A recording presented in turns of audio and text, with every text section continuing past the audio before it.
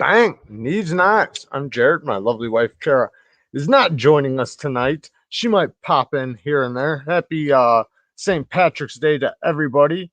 Glad to see you guys in here. Jared White, congratulations on having your baby. That's amazing. St. Paddy's baby. And Fiend is going on a trip next week for a couple weeks. So that is awesome. Good for you, man. Um, it's definitely awesome to see some family, especially when you don't see them that often, especially but what's been going on all year. It's good to get around some family and friends, enjoy yourself. I know St. Patrick's Day for me was always like a riot. Like the biggest parties I have ever experienced or that I've ever you know put on and with my friends and family were always St. Paddy's Day parties.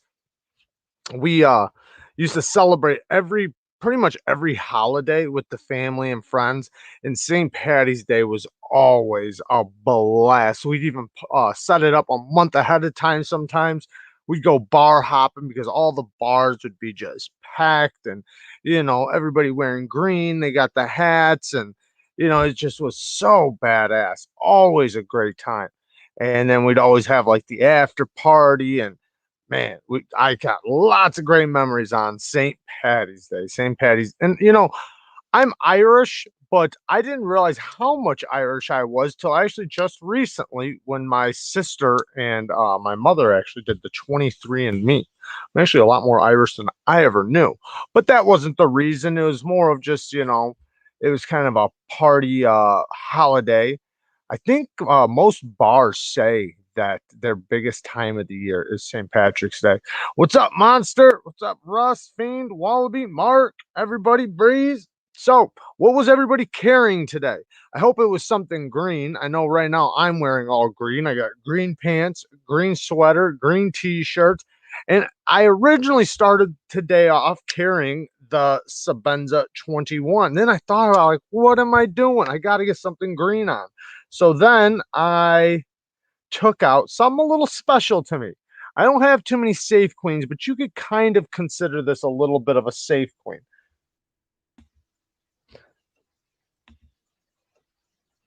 How do I do this? What is going on? Hang on a second.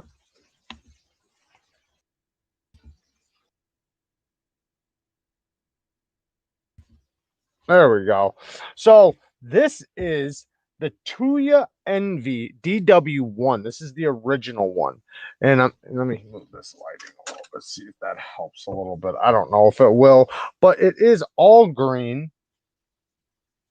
And green backspacer, green clip, green pivot, green hardware. Come on, focus. And it is a Tonto. Now, the second one, let me grab it. I should have just pulled it out.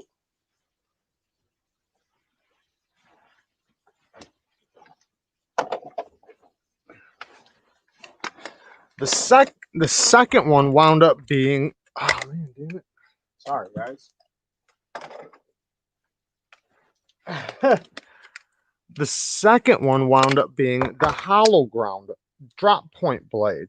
But the thing is that the original one, they only made 100 of these. So you can't get these anymore.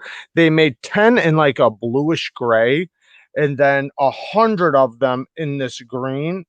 They didn't have all green hardware though, that you had to pay like an extra $10 for. And we did. And this thing, I'll tell you what, this thing, $5 extra for the hardware. This thing is the quality, not just the quality, the action, the way it feels, everything about it feels like a way more expensive knife than what it is. 220, and I think this was like 210 or something, 215 because of the hardware. But the Tuya Envy DW2 and even the DW3 in crosscut carbon fiber, two different colors, these things feel like a $500 knife. It really does. Super thin hollow grind on this one. It's got the drop point combination blade, but just amazing. Now, let's pull out the St. Paddy's one. Tanto. It has the Japanese Tanto. Thick grind. It is a little bit. I mean, it's not a really big knife, but it is a little bit of a harder use knife, being a little thicker. But same quality, same fit and finish, same build quality. The action is some of the best action I've ever felt on a knife. Seriously. Let me pull this one up really quick. Let me remove this. So the action on these things is insane. Like the relationship between your finger and the flipper tab and the detent is so crisp. It's so well tuned. It's amazing. For $200, very, very nice. Very, very nice. What's up, EDC Journey? You got a package coming your way. Tuya makes some great knives. Yes, they do. And Dave Warren designs some great knives. What's up, baby? Looks like my lovely wife, Kara, decided to join us in the background. I'm just hanging out for a minute. That's not even her. She's just a hologram back there. Yeah. So I don't know what supervising. she's supervising. Are you showing all your green knives? I'm guessing Paddy's with a D.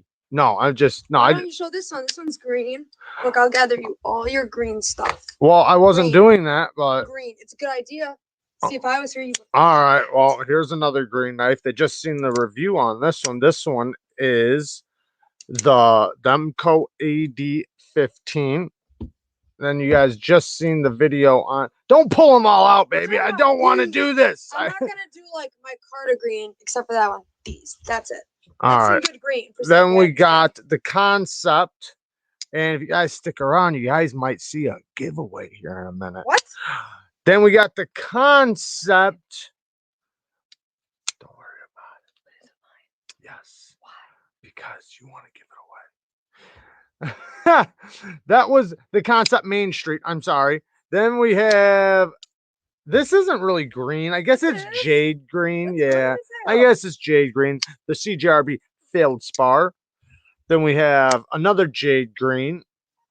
The Elementum, which also I have the button lock Elementum on the way. I didn't get to get the one I wanted, but it's close. So I wanted the one with the green micarta. Womp womp. They ran out of them. So I got the one in the olive micarta coming, which is all good because I'm going to, olive. I'm going to attempt to writ dye that micarta on that one. Also, we have the Best Tech Goblin with a little bit of green action. Awesome knife. There's a suspicious hooded figure in the background. It's just a hologram, bud. Just a hologram. Give it. Steve says, just give it to me and call it a day. Oh, also, I want to talk about this other giveaway, and then we got some other topics to come into. Yes, baby. What's up? Did you show me the green cup? No, I didn't. So my baby made me what is this? Toffee nut caramel drizzle. Toffee nut caramel drizzle. It's green though. That's the point. Green cup, green. Be jealous because it's fucking delicious. Okay, so I swear I won't interrupt. You can interrupt, baby. So the giveaway, I love you, baby. The giveaway for the precision adjustable work sharpener. So I want to give it away, right? You're giving away my precision adjust sharpener. Giving away Kara's precision adjustable sharpener, just like the knife. But this isn't the giveaway on this live right now. This isn't the giveaway for this live. What else of mine are you giving away? But I want to talk about some giveaway stuff. Whoa, hey, where the hell is my bell? I don't. Bring it over here, please. No, I'll handle it. I need it though when you leave. You're not ready. I will be. Thank you, Steve. That's awesome, man. Thank you. Keep up the amazing content, dude. Dude, come on, man. That's amazing. Thank you so much. I'm gonna drop another one of them bells. So much. Thank you. I got a nice comment from a French man that said the same thing. Yeah, that was a really good comment. We love those nice comments. He was saying how like he's thankful because of like COVID and that your reviews are like passionate, and so he was able to pick out knives because you guys have the same size hands. Yeah. Which is, I mean, it's good to find a reviewer that has the same taste, same, like also same taste in the size of knives too. because there are some people that just don't like big knives. There's people that don't like small knives. So you kind of want to find. Then there's people that just like them all. So there's people that go through phases. Remember? Definitely phases. When I'll tell you something, guys. When I first started getting into knives, I only wanted big knives. This right here. Yeah, she did. She would have been my dream. Like I wanted the biggest knife. I had to talk her out of it. Espada size, but like pretty much. No, like she was looking at like 8-9 inches, and I'd have to tell her like, "Baby, you realize that's a big knife?" And she was like, "I don't care. I want let me explain something. When I would like look at knives, you know how when you're going through knives. Kara, where's your damn green? And I'm not Irish. I'm not Irish. She's not Irish, but that doesn't mean she doesn't. She's not Irish. She gets run away from a pinch. Irish lives do not matter. Oh yeah, pinch. I got green. You can't pinch me. I can pinch you. Because you remember that shit in school? These tones that don't match. They do match. They're green. Just because it's all green doesn't mean they match. Yeah, it does. No. It does today. Anyway, it does today. You guys don't know what color underwear I have on, so let's be real. Hawaii Knife and Gear says big. I'm sorry, baby. No, big knives are the only way to go. Big knives are the only way to go. Go ahead. Yes. Okay. So back on that. You know how when you're going through your knives, like you're looking for one you want to buy, you're like, I'm going to buy a knife. And you're going through the specs. You see the knife, you immediately go to the specs to see the size. Right? Yeah. Right. And if I saw anything under 8, I was like, nah. And I was like, trash it. And I wanted the artisan tomahawk in this like teal blue Damascus combo. It was like $219. Yeah. And I remember thinking how much money that was, but I wanted it to be my Christmas knife. And remember, you didn't want me to have it. Do you remember that? No, I don't. You kept saying no. No. But I think you were. I started looking at Kubi, and we settled. Well, he could wound up getting me the Kubi Anteater, and it's still a big knife. But it's just funny because it was like that for the longest time. I had the Rig PA. I knew that she was in a phase. She had like I don't know what they call it, little knife or big knife phase. Napoleon syndrome. And I do have that. Well, yeah, exactly. That type of phase. But I knew it was going to go away. I knew it wasn't something because once you start putting them in your pockets and realize they didn't fit in your pocket, I knew it was going to go. You were going to start carrying knives that fit you because let's be real. You want to use knives that fit you, knives that'll fit perfectly in your day-to-day life. And that's what wound up happening. But you know what, though? There were a few big knives that you really liked. I did. And you were in a small knife phase. I was never in a all knife phase. No. Oh my God. What? Oh my God. I literally remember you. I know you. I think I've always been in an all knife phase. I remember when I was in my big knife phase, you were in a phase where you wanted like a small compact. You were like looking for things like that. I totally remember it. And then we switched. I don't know about that. Yeah, you wanted like that. So that's why you got me the Wee Vapor. I got you that for your size, not for that's me. When you were in your thing and you just like everyone can understand. What's up, Shayne? The love of like a small like fidgety knife, and that's what you were looking for because I got you the mini Griptilian and you were fidgeting with it and you wanted to replicate that. I'm telling you. Okay. I'll just agree with you. Okay. I remember you. I don't think I had like a specific size. I think I was just like all size. You were looking like 7 inches. Alex knife. That's like a full size knife.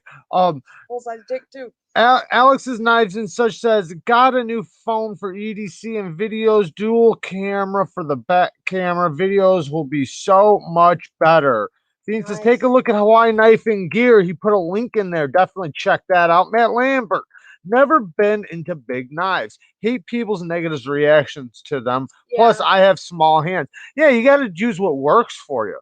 Luckily, like for this channel, I like all knives. I really do. I like small knives, big knives. There are knives that like I look at like, okay, this is going to be a secondary.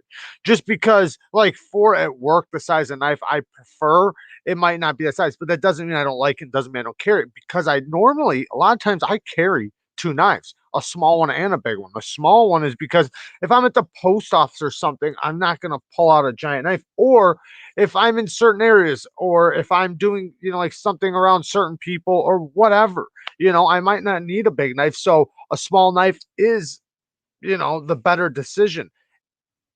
What are you doing? You're just so behind as well. I'm not behind. I'm reading comments. Look, see that? Boom. Hit it. Bang. Dang, he hit you. Where'd it go? He hit you with the 6. Oh, shit. 6.66 subs. Is that what we got right now? Damn, son. Somebody hurry up and sub to us that's not subbed. I totally thought that was a donation for $6.66 at first. I really didn't. I was like, what kind of evil shit is this? Don't want to whip out a Lynn Thompson special at the post office. Right. True. You use your Spider Code Shep or Ralph or something like that's that. what you have. Oh my gosh. Yeah, we need to. Can somebody subscribe so we don't have 6,666? I don't like that. Alex's Knives and Such says, I have and sometimes use a tripod. It's not very tall for floor and that use, but it's for the hands to sit on the floor for those videos. I used it for the last. I just bought a new tripod, but it's not a real tripod. What it is, it's one of those bendable ones, and it's supposed to be so you hold your camera to use it, to look at it and stuff. But I'm using it right now. Right now it's being used for the knife cam. You got to twist that and twist it down. Yeah, watch out for that. Can you see that? No. Oh, right there. So it's this thing right here. So if you look, I can bend it. That's my phone. And I can bend it right now. It's looking down at the knives. A white t-shirt. A white t-shirt, right. For the background. Well, I'm trying different colors to see which one works better. It doesn't work that good. And then we got the light right here. Well, I don't know if it's the lighting or what. I moved it also the spots because it was originally over here. Okay, so we have a little unboxing to do really quick. You gotta tell me. Here, just give it to me. Perfect. Good. Well, there we go. All right, I do get some looks pulling out big knives at the bank to open an envelope. That's what I mean. It's, you want to use the appropriate knife for the appropriate task. It's kind of like this. If somebody has something like this, right? And they need to open it. You don't want to be like, here, I got you, bro. You don't want to do that. You'd rather just be like, hey, you need a knife? And then you slice it open and you check out your new stickers. Is this? Oh, not ours. Ooh, it's not. No, it's not ours. Well, can you ask whoever it is if I can have it? No, you can't have it. So, can I buy it? Kara ordered. I think they're actually no, baby. No. Oh, there's another knife. I'm talking about that knife to you. Yeah, I ordered the classics. So I think they're actually staring at me more because I don't have a mask on. Yeah, I get that a lot too. Me and Kara came up with this funny ass shit though. That yeah. If next time somebody asks hey sir, can you put on a mask? Just be like, and that's it. just that. They'll fucking freak out. Kara, do the face again. What? That's it. They won't know what.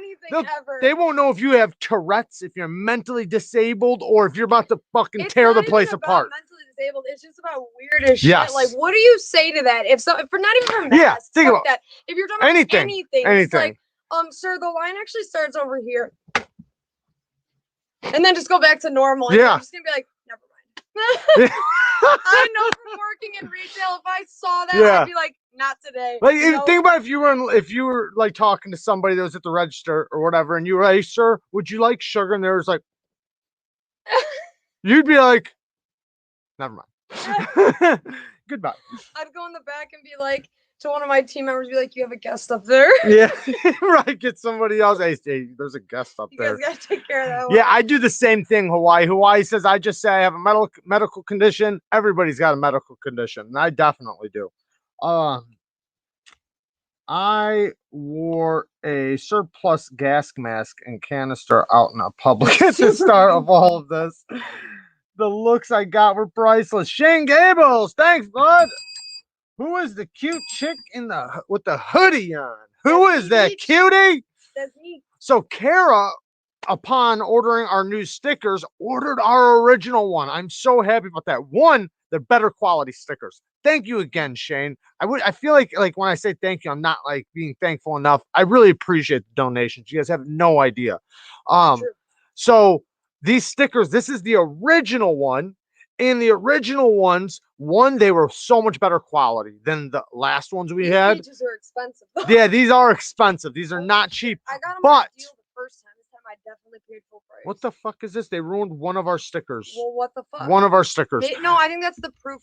Okay, so Anyway, so they're very thick though. These are way more thicker. Why are you showing that one of all the stickers? Because I'm sure because these ones are packed. So I'm just showing like they're very thick, way thicker than the other ones, way more durable. Like they're almost like I don't know, what do you call it when they're like really thick like that? They're kind of like not 3D, but it's something. There's a name for it. They're textured. They're like a matte finish. And they're thick though. Like they have like a real thickness to it. They're not like the really thin like this. This is kind of thick, but you know, like the real flimsy ones, it's not like that. These are thick, these are durable, these will last a long time. And actually, we only had one left of these, and we were saving it. We were like, this is the first stickers we ever got for our channel. We'll never get rid of it.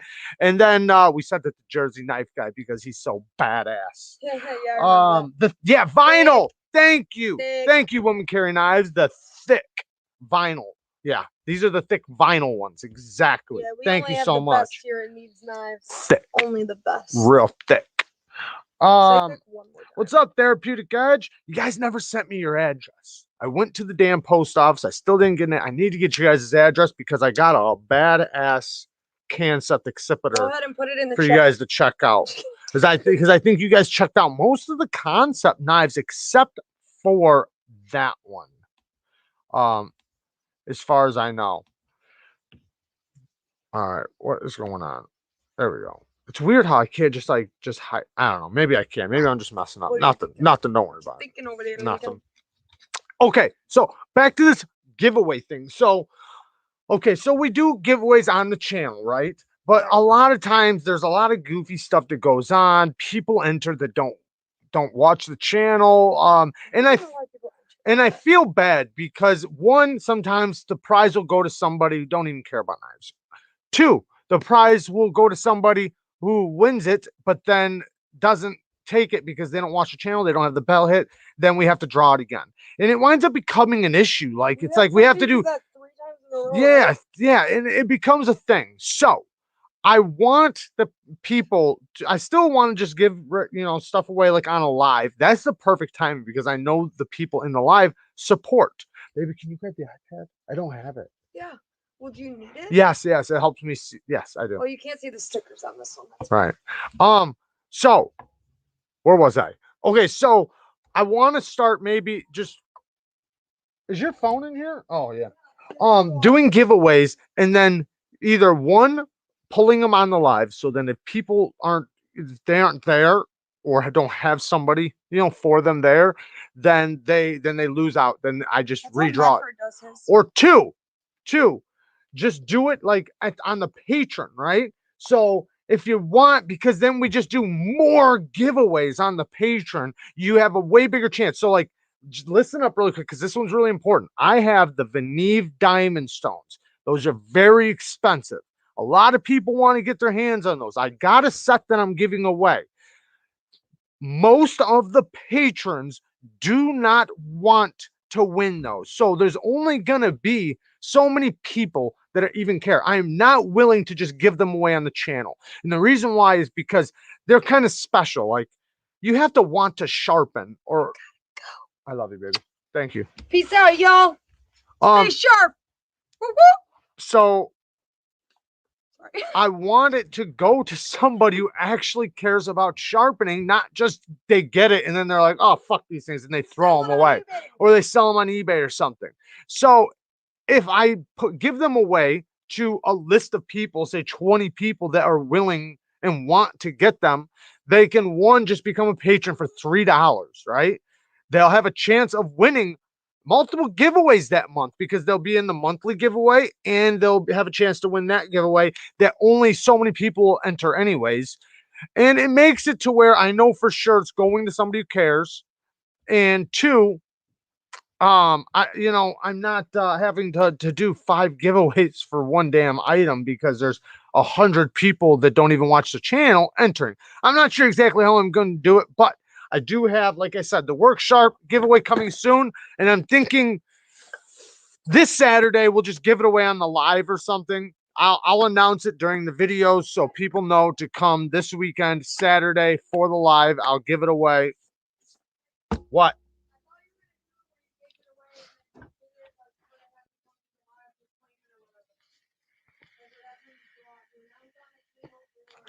That's what I was just saying that I could do. And if we do something like that, I will announce it beforehand. Like if I do just a giveaway, you'll see the video if you hit the bell and you'll see giveaway video. So, and then in that case, I'll say it like that. We're gonna draw it during a live. If you're not there, have somebody you know. Like if you're at work, it's not hard to have your friend show up for you. It'll be 5 minutes, right? Or 10 minutes, whatever. I'll do it right when the live starts. I'll wait 5 minutes. So if 7:30, if the live starts or Central Time, then at 7:35 we'll pull the names. If you don't say yes, I'm here, yes, I'll take it, or if your buddy Bob shows up and says yes, he'll take it, you're gonna have to prove that he's there for you. But if then you can win it. Something like that, because I'm still gonna do obviously the random giveaways on the channel, but I know you guys, right? Don't want You guys want a better chance of winning, first of all. Second of all, would you rather something go to somebody who does not care one bit? It'll go in a damn drawer. They'll throw it on the floor or something. They'll kick it across the ground. And think about it. If it's a good quality knife or something, think about if somebody who knows nothing about sharpening gets those Neeves stones. That shit would break my heart. They would sit in a damn drawer or something. Or if somebody won, like, what is it? I got 2 giveaways coming up for the patrons. They got this Tucson, and then they got the Concept Mujer. That thing's badass, and it's expensive. So I don't. I'd rather that go to somebody that actually wants a good knife, not to somebody who's gonna throw it in a drawer. Jared, we got like 39 likes. That's too many. I'm not interested in seeing a Rockstead. You guys aren't interested in seeing a Rockstead? We'll check out a Rockstead. We're going to have to end up switching this knife out for something else. Some people are probably going to start getting bored with always seeing the Rocky for 40 likes. It is a badass mamma jamma, though. I'll say that much. I got a video going up tomorrow. I got a knife that came in for work. Oh man, the edge was bad. I had to remove a lot of steel on it, but I did a video on it, the Benchmade Fact. And so if you guys want to see that video, I talk about how I feel about it, what I think about it, and then there's a short sharpening video.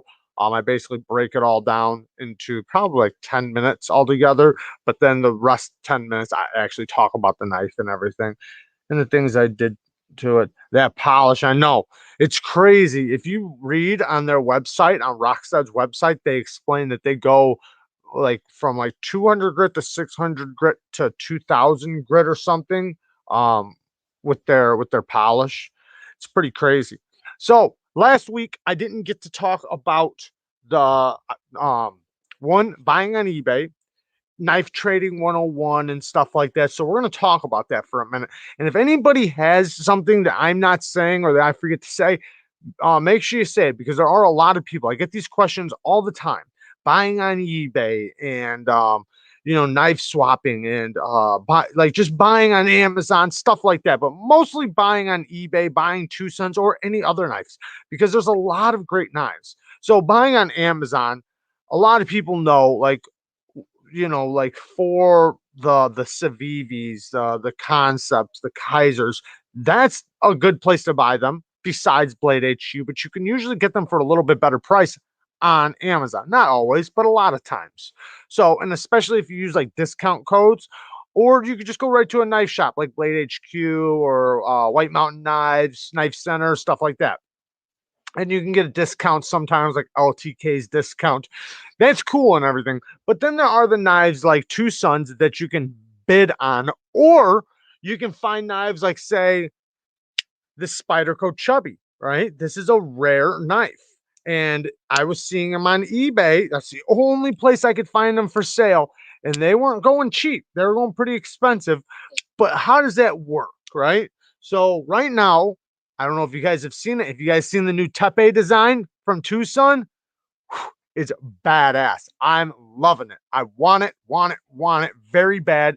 It's got the same finish as the Tucson TS 177. The Maverick. If you guys don't know, it's kind of like the Hinder texture, like hinders titanium. It's got like peaks and valleys. Anyways, it is a liner lock, but it's got titanium scales with a steel liner. You don't see that a lot. So one, that's really cool, and you don't see that a lot from Tucson. A lot of times they do a titanium liner. I wish they would have done a titanium liner, but there's nothing wrong with a good steel liner. But it's a flipper and a flicker, a nice drop point. It's got it appears to have very neutral ergos, a nice beautiful drop point. It looks like a really, really cool knife, very useful. And Tepe Designs are killing it. I love Tepe Designs. I've had a couple of them. We've given one away to the patrons. Lavender Pants won that one. So anyways, so if you find a knife on eBay from Tucson and you see it's on eBay, one, there's what's his name? D-Wing 99. That is the guy you normally see selling the Tucsons. He's very reputable. One thing, if you're gonna buy any knife on eBay, make sure the person's reputable. You can see their ratings, see if they've worked, messed around on eBay before, see their feedback. And if you see that they have good feedback, most likely it's going to be a good transaction. If you see somebody doesn't, that it's like the first time they're doing it, don't fuck around with that. Don't just run from that, because you don't know, like, to trust that person, whether or not he's saying like legit. You might get the knife, you'll most likely get the knife, but it might not be as advertised. But if you go to like say Tucson, they're always going to be brand new for the most part. I've never gotten a used one. D Wing 99, I think, is the guy who normally sells them for Tucson. But my point is that what you do is you go on there, you'll see the price that it's at the moment. Say if it's at $50. Look down, it'll tell you how many days are left. 4 days and 3 hours or something, or 3 days and 22 hours, whatever. So that's how much time you have until the bidding is done. And whoever has the highest bid at that point wins it. So what you do is you say place bid. When you place your bid, what you are doing is you are putting one more dollar above the highest bid. Now, sometimes you'll click it and it'll automatically cancel you out. And that's because somebody put the highest bid. And I'm going to explain what that means as soon as I take a sip.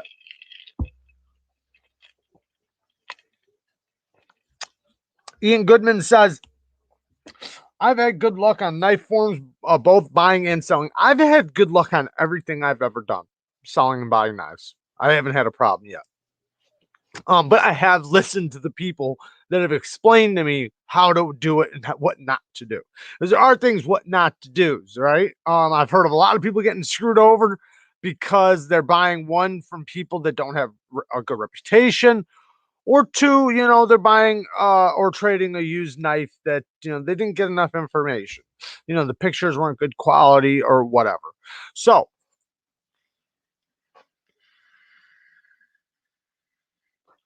when you see the bidding on eBay, there's their bid, which is $1 higher than the highest bid, right? Then you can put in your highest bid. That doesn't mean that's what you're going to spend. What it means is that's what you're willing to spend. So say if it's at $50 and I bid $51, now I'm winning the bet. I can put the highest bid at $100, meaning that's what I'm willing to go up to. So if people bid $55, right, $60, it'll go up to that, and that just means I'm going to have to pay $61 now because I'm going to have to beat them. But in order for them to beat me, they have to spend over $100. It doesn't mean I'm going to spend over $100. It just means that that's what my highest bid is. So say if my highest bid was $100 and somebody bid it up to $75 because that's what they were willing to pay, well, then I'm going to have to pay $76, $1 more than them. So that's how that works. Now, when it clocks down, say 5 minutes left, because you want to watch the timing.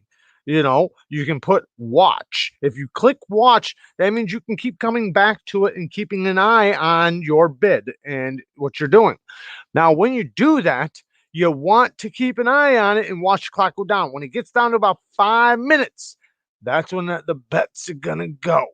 That's when people are going to start now sometimes it's in a good schedule, right? Where the timing just stops when everybody else is sleeping and you can swoop in and you can get an M390 titanium Tucson for $80. Like, or people will be watching the hell out of it. Like right now, that Tepe design, it's up to like $200. They're usually at about 180 for the last hours, and then like right at the last minute, they go up to like 200 and something because it's a badass design and it's brand new. It's the Tucson TS 328. If you guys want to look it up, the Tucson TS 328, it looks amazing.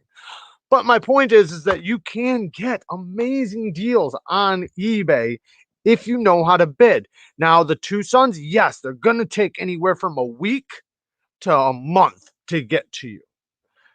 To me, I could care less. Like, if I'm going to wait 3 weeks for a knife and save $60, $50, even if I pay a little extra, to me, it's like, whatever, I like the bidding kind of seems, it kind of gets, I'm not going to say addictive, but it's kind of fun, outbidding people and swooping in and winning or losing, because a lot of times you'll get outbid.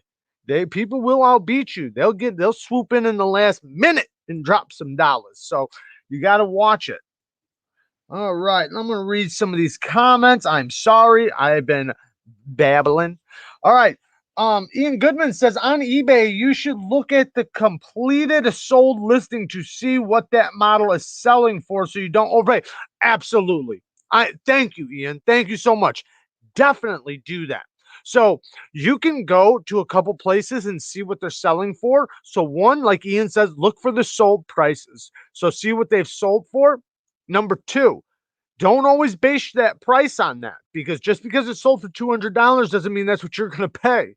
I've literally paid $60, $70 for knives that were going for $150 the day before just because I swooped in. But if you look on AliExpress, you can see like basically the price that you can just outright buy it for. Don't go over that.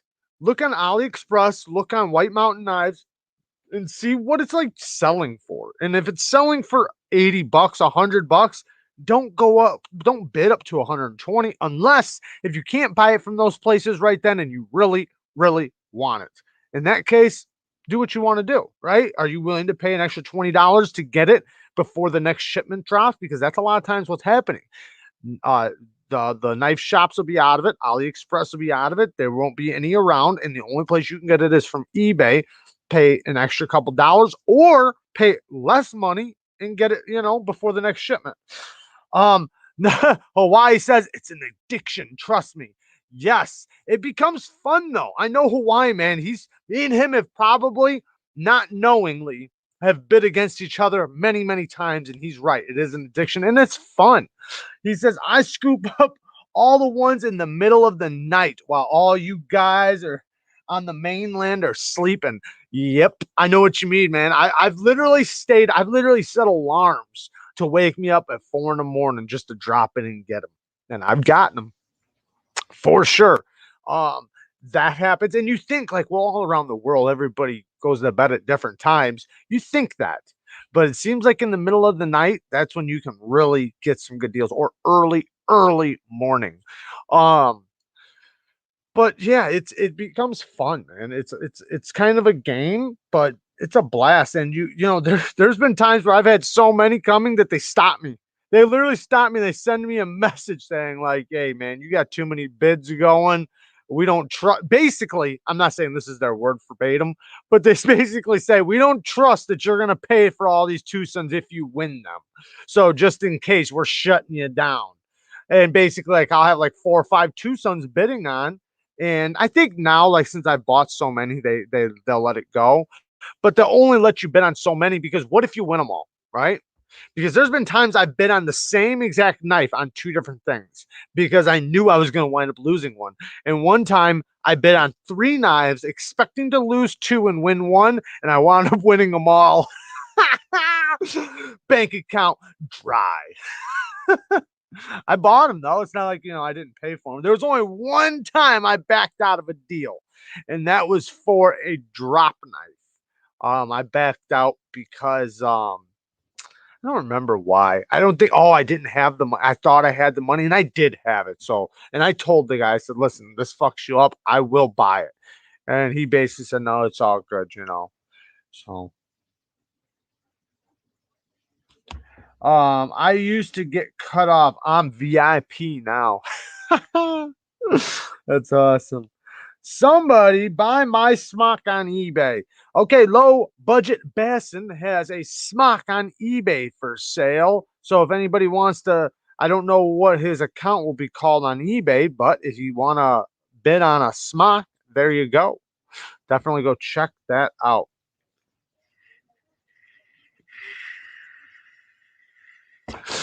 Talbert Tipton says, remember, I have a leather pocket organizer and wallet handmade. The best way to contact me is Facebook Messenger. So that was a shameless plug to Talbert Titman, that he's got pocket organizers and leather goods if you guys want to go check them out. Seems Logical says, has anyone seen a Tucson TS230 in their internet travels? Been looking to get one, but they're sold out all online stores. I can't think of which one the 230 is, but I can think of the 328 right now, that Tepe design. That shit's eating me in the head, man. I almost paid $200 last night, but I was smart enough not to. I bid all the way up to about 160, and I was like, man, what are you doing, man? This thing will be fucking $120 in a week. And then I seen the Tepe design with the S110V going for like 80, $90. So I'm waiting for that one to run. Don't you guys go swoop in there and beat me now. I shouldn't have said nothing. Shouldn't have said nothing. Hawaii, go to sleep. uh, says, I'll smock Jared when I see him. The smock is a good knife, though. Everybody knows that knife is a badass knife. So I don't know the condition of dudes, but if it's good condition, definitely go check it out.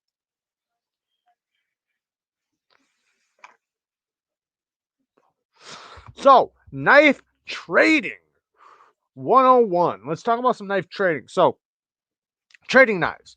You see some people on the Instagram fam, or on even on here, or on the comments. You'll see people saying, hey, I'm looking to trade a so and so, and you might want that knife pretty bad, but be careful. Okay, I'm not saying all my transactions have been wonderful. I just want to say that right now. They've all been wonderful. But the one thing I usually do, unless if I like trust that person, like if the person tells me, yeah, man, it's brand new in the box, I usually trust them. But a lot of times, if you don't, like, if they don't have a decent reputation, or if you don't trust them, or if it's worth that much to you, like if the knife you're trading, if you're not willing to take a loss, then ask them to send you pictures. And if the pictures are not quality, do not do it. Make sure that person sends you good. We in 2021, we have fucking good phones, right? We can take good quality pictures. There's a reason why you're not getting a good quality picture. Make sure they give you a good quality picture. I'm not saying if they send you a bad picture that it's shit. Get away from it. I'm not saying that. I'm saying ask them politely to send you a good quality picture of the centering, the blade, for scratches and stuff, the lockup. Check the things that make it a good quality knife, because I've seen sometimes where a knife looks legit, and then you look at it, the lockup's 100%, and they just never, people just never looked at that part. So always look at the lockup, always look at the centering, look at the blade for scratches, look at the things that tell you if it's been carried too. Look at the clip, especially if it has a titanium finish. If it has scratches all over it, it's been carried. Most titanium clips, you can tell a lot from a clip, right? If the clip looks brand new, then it probably hasn't been carried much. So, and that's not always, the only thing. Obviously, check a lot of other things, but a clip says a lot about a knife. I just bought an SNG, Justin Wolf says, in 20 CV. That definitely was used, because there are two dings in the edge, but otherwise very good. And I am using it, so I already fixed it, but I could see where a collector would be pissed. Yeah, some people are. See, when I get a used knife, most usually I'm expecting it to be used, right? Not always, but at least lightly. That's why if the person tells me, like, yes, I carried it a couple times, right? Carrying it a couple times means it's still perfect, in my opinion. But if you say you carried it a couple times and it shows up with some dings on the blade and the clip's all scratched up, that's not carrying it a couple times. That's used. So be clear when you do that stuff to people, because usually the person on the other end is going to be expecting that. Don't lie to them. Let them know the truth and ask questions, get feedback. Don't feel bad for asking questions either. I see that a lot. People are embarrassed to ask questions. People don't, they want to be trusted and they want to put trust in the person. The person will get your respect from you asking them good quality questions. That doesn't mean be a dick, but ask to see a few of the pictures, good quality pictures. What's up, Eva Lee? What's up, buddy? I what did I say? I carried 1,000,000,000 times. Yeah, okay. I do too. I usually most knives, a lot of knives I trade and stuff, they're usually used. They usually have a new edge on them, but usually people can pretty much guarantee that when I send it, it's going to have a quality edge. Now, if I've used it a lot and I've sharpened it a lot, I say that, like, listen, man, a lot of steel's been removed off of this. I have used the heck out of it. It's in good condition for a used knife. But it's, and I'll show all the scratches. Like, listen, there's got scratches all over this bitch. Because I don't want, and sometimes, what I say? If you're unhappy, I'll trade it back. Just that settles a lot of things, and you better mean it if you say that. If you tell somebody that if they don't like it, then I'll trade back, you better mean it. Don't say that shit and then get upset when they want to trade back. Do it with kindness and be happy to send it back. Q and Fiend says aluminum, though the exact alloy of the AL and tie will probably determine it. 95% of mine are used or carried. Yeah, mine are too. I got some that I've carried and used, but you can't tell. It's weird, right? Like there's some knives that you barely carry, right? You barely use or carry, and they look like you carried them a lot. Then there's other ones that you've carried and used the heck out of them, and they look brand new. It's just that's why sometimes when I pick out a knife, especially a user knife, like one that's going to be a user, there's certain things I look for that tell me it's going to age well. It's going to look new after sharpening. It's still going to look new after use. Do you know what I mean? Like there's just some finishes and some materials that age worse than others. Snail trail those hinder set finishes. I see a good stone washing usually does good in my opinion. If you have a good stone washing, and it hides a lot.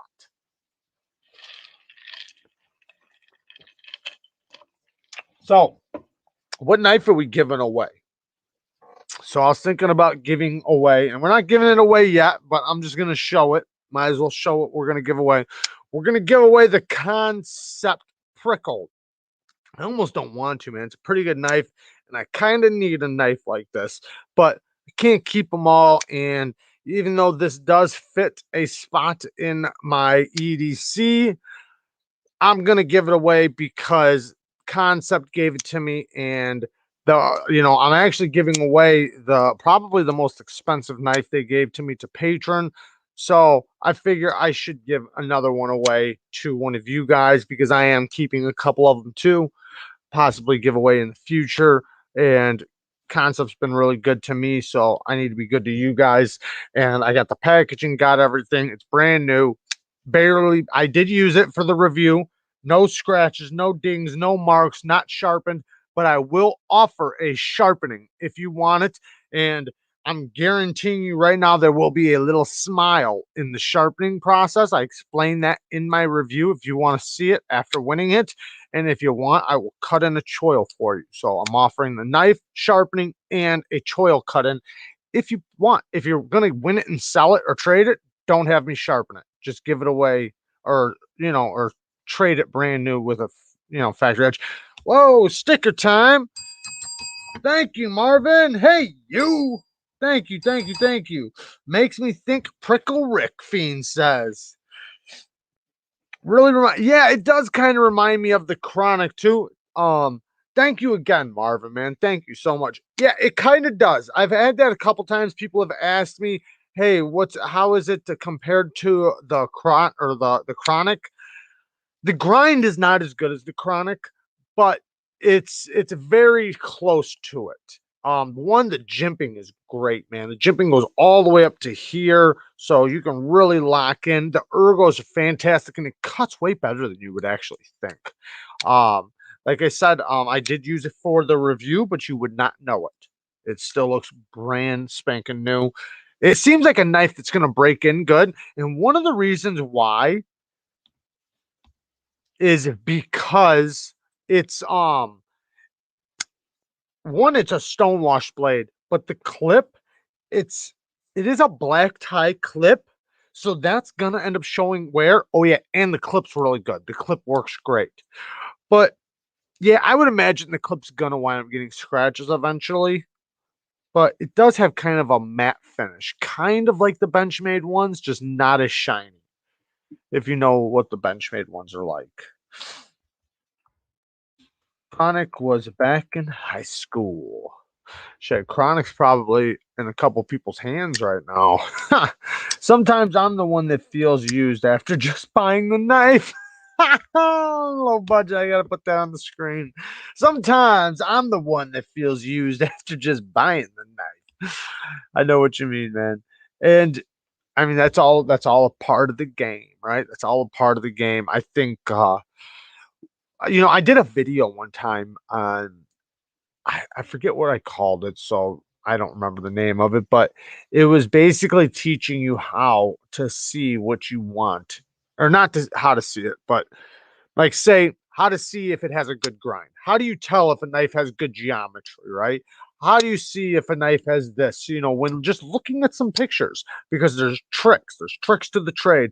It's kind of weird after you listen, hear, and see a bunch of knives, whether it's in review, pictures, buying them and selling them, you learn tricks. Like you also learn, like even just from hearing a knife, you can kind of tell what that knife's going to be like just from hearing the detent. Or if a reviewer does it right, they explain it good enough to where you can tell like what it's like. But just from pictures, there are tricks to tell if the grind has good geometry, or if it's because I showed it in that video, and I taught you how to tell if it has a good sharpening choil and how to tell if it has a good grind on it. Because that's important to me when I buy a knife.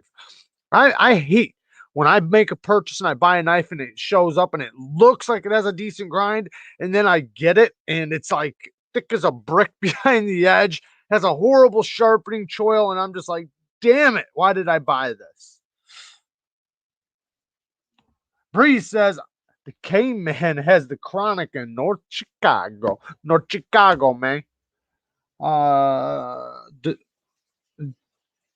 Hey, Addiction. Thank you, man. Super sticker. Thank you, bud. I appreciate that. Thank you so much, man.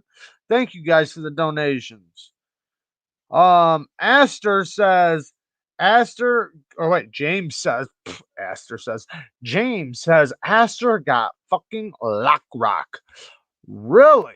That sucks. You know what, man? That's one thing I do not like, man. I do not like lock rock. I do not like not blade play, but detent lash. There's a lot of little details that'll stop a knife from me carrying it. And there's a couple knives right now I need to mail in to get fixed because of one lock rock, another one lock rock. Certain like knives you can accept a little bit of detent lash, like with button locks and stuff like that.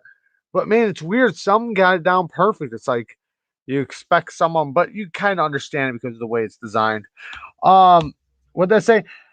Unknown says, do not buy a Trouble Blades knife. It's so fucking thick behind the edge. Over 35. Damn. That's crazy. 35,000 behind the edge. That's nuts. See, to me, that's just obnoxious. And yeah, to me, get the fuck out of here with that. That's not acceptable, in my opinion. That's you selling a knife and you haven't finished it yet. You forgot to do a little grinding on the blade, you dumbass. Jared, have you gotten the best edge tester? No, man, I want to so bad. Maybe after this, maybe I'll look one up and buy one, man, because I'm kind of an idiot for not doing it. And there's so many edges I want to try, and I just can't. Hey, James, thanks, bud. I don't do the super stickers, but I'll do that one.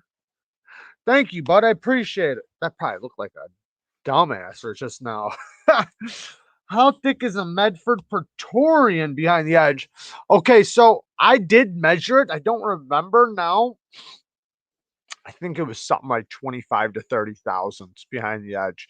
Now, okay, let me just say this because I do have to make it clear. Certain knives, it makes sense. Like, if the knife is so overbuilt, it looks like it's made for fucking axing something, then it makes sense. If it's made for regular EDC, then no. Even this knife right here, I'll measure it right now. Let's see what this knife is behind the edge. I think I have my calipers right here. I thought I did. Oh, yeah. Let me measure this bitch right now. So this is the Medford USMC Fighter. Shayne Gables. Thank you, bud. Thank you. I appreciate that, man. Thank you so much. I really want one of those, man, because there's so many edges, and I think there's a trick to it. I'll be honest. I think there's a trick. I'll explain what I'm talking about in 1 second. I think a lot of people don't know how to measure behind the edge. I've seen a lot of people measuring, like they measure behind the edge and then they measure right there. Behind the edge means right at the top of the bevel. That's behind the edge. It's literally the top of the bevel. The point is during when your blade goes into the material, what does that material have to go over to get onto the blade? That is behind the edge thickness. Now let's check this damn Medford and shut the fuck up, Jared. Okay, it's under 25 thousandths. I can see that. Wow, it's thinner than I would have thought. Hold on, let me make sure I'm not messing up. 20 thousandths. That's awesome. So this is even, and it's actually a little under 20 thousandths. It was like 19 thousandths, 18, 19 thousandths, but it's basically 20 thousandths because one sharpening, it's going to be 20 thousandths, 100%, even though it is a hollow grind. But the point is that it's, you know, it is a hollow grind, but Medford's hollows, they're not like a deep hollow. It's more of a non-deep hollow. I don't know how to explain it, but it's 20 thousandths behind the edge, nice thick blade stock, and this thing is a beast. Let's look at it next to, here's the Demco. You see the size difference? I mean, this thing is a beast. So it's yeah, it's badass and it's getting smooth. I can even reverse flipper. Very smooth, but this thing is a brick. And it's even 20 thousandths. But I did measure their other ones, and it was like 25 to 30 thousandths, I think it was. The Praetorian. Q and Fiend says, think I'd go 80-10 triad lock. Triad lock should be stronger than the Scorpion lock. Yes, it is stronger than the Scorpion lock. So Demco said that it's a very strong lock. It's supposed to be comparable. This is what he said. Comparable to the Triad for strength, but not for hitting. So it's supposed to not be very shock resistant. So if you were going to hit it without holding it, because when you hold it, you're making it way stronger than if you don't. So if you don't hold and you smack the spine, supposedly it will fail. I don't know how hard that is, but I will say, the one that I think is probably very comparable is the damn shark lock. That thing seems incredibly, incredibly, incredibly strong. I would love to see the test on that. Somebody please ruin their scorpion lock knife and break it so I can see the test on it. Whoa, hey, Jared White, thank you, man. Hey, save your money. You just had a baby. Thank you. Appreciate the shout out at the beginning of the video. My favorite live stream, man. I appreciate that, brother. Thank you, Jared. And we got the same name. So gotta look out for each other. And congratulations again, man. It's amazing, man. You got a baby. It's a blessing. Good for you. Ian Goodman says the shark lock stronger than the tri lock, though, right? Nobody knows. So Demko says they're comparable. I don't know what that means. So this is okay. So when I was listening to Demko explain it, he was saying that even in talking about the triad lock is only as strong as the blade is thick. So the thicker the blade, the stronger the lock, because 98% of the time the lock isn't what fails, it's the blade snapping. So as strong as that blade is as strong as that lock is. So the thicker the blade, the better. Same thing is going to be with that shark lock. So if you go with the only one it's on right now, which I hope they do come out with more knives with more shark locks, because that's an amazing lock. So the AD20 is super thick. Even the grind on it, even though it cuts very well, it cuts extremely well, it does have a thick grind. It has a hard use grind on it, but it has a good hard use grind. It's not a hard use grind where it doesn't have a good taper. It has the perfect amount of taper where it's going to be extremely strong, yet cut good.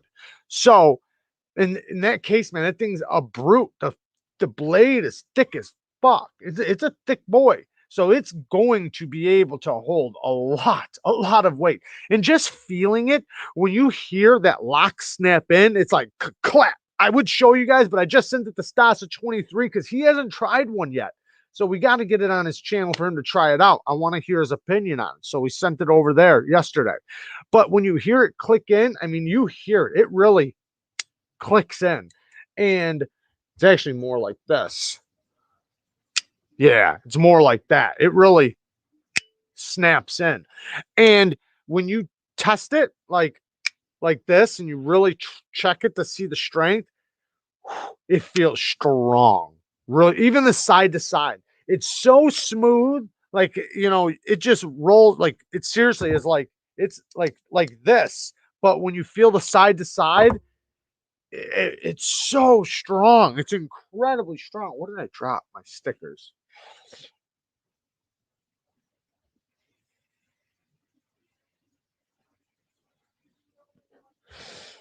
I did see them test. I don't remember which knife it was, but the triad versus the deadbolt.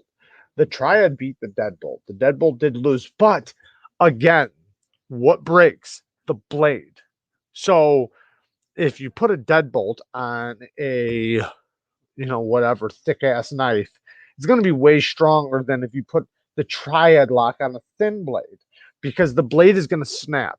So you have to look at the blade thickness, meaning the whole blade. So if it's 160 thousandths on a deadbolt and you have 100 thousandths thick blade stack on a triad, the deadbolt's most likely going to win. But if you compare them at 160 thousandths versus 160 thousandths, the triad lock is most likely going to win, as far as I know.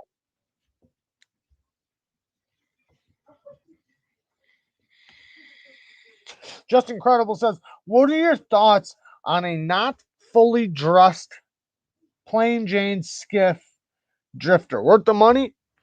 I don't see why not. I have not tested, but I did review the drifter.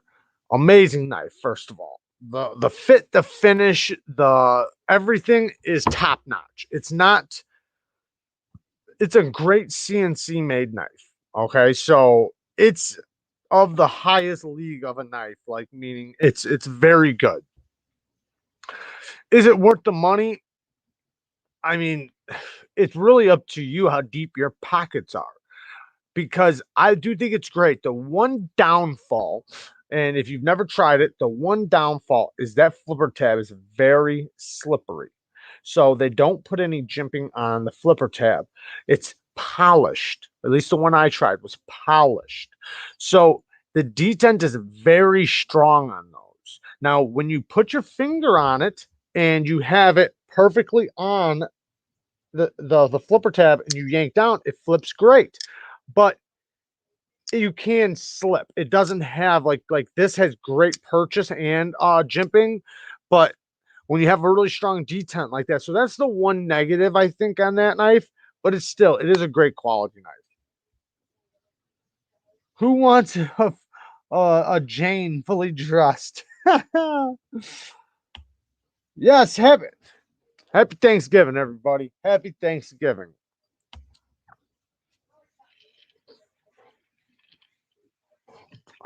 Oh, forgot to say. What's that girl's channel that Devil something Devil? You guys know who I'm talking about. What's her name? Somebody help me out here. Something Devil. She was in the military. She's got a YouTube channel. She got an Instagram. She actually got a pretty large following. A cute broad. I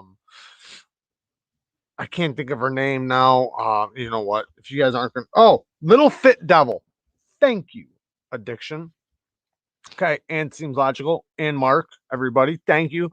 So Little Fit Devil, she's wanting to do a live on Saturdays, and she can only do it on the weekends. And we would intersect. So I told her that on Saturdays, I told her MC goes live at 9. So 9 her time would be 8:30 my time, something like that. I don't fucking know. Anyways, we're gonna intersect each other by 30 minutes, but I told her I would try to get off by 9 or a few minutes after, so that we don't intersect too much, so she can have her live, because by that time I would have already been on for an hour and a half. I told her I'd do an hour and a half to 2 hours. So it'll be we'll be getting off right around 9 o'clock on Saturdays to make her be able to fit in. Technically, we're supposed to get off at 9 anyways for Metal Complex, but fuck him. No, I'm just joking. I'm just kidding. No, he has such a big live that it's like we don't take anything away from his live. But no, I was kidding. Metal Complex, I know you're in here watching. What do you think about the Emp Nimble for pre-order? Choose the frag pattern for mine. What is it? The Emp Nimble? I can't think of it, to be honest, bud. I'm sorry. I can't think of it. I probably once I seen it, I'd probably be like, oh yeah. But I do think though that new Tucson with the frag pattern it's kind of like a frag pattern. The TS 328. It's kind of like a frag pattern. It's more of the peaks and valleys though, like a hinder. Man, the thing looks amazing. Yeah, I don't know which one that is. The Emp. Have I seen it? I'm gonna look it up. All right. I would look it up in front of you guys, but I'll mess up and everything will get fucked up. So I could probably do it though, but I'm not going to do it. I'm not going to do it on there. Let me just look it up over here. The Emp Nimble, right? Come on. What the hell? Why is this all glitched out? Hang on a second. Cancel, bang. Emp Nimble. What the heck is going on with my keyboard?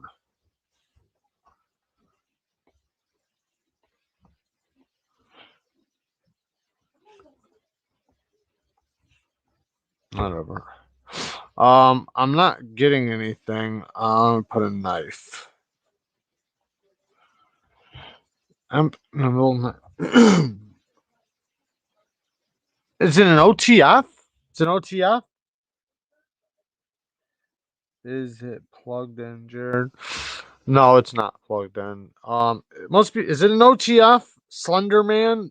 Yeah, I'm guessing this is at the Slender Man. I don't know. I'm not a huge OTF fan. Not saying I don't like them. I do like OTFs. Don't get me wrong. I love OTFs, but they're not as useful. Okay, let me just explain this. So it's for self defense, right? An OTS for self defense and an EDC knife second. But you can use it for an EDC, but for the most part, it's going to be a self defense knife.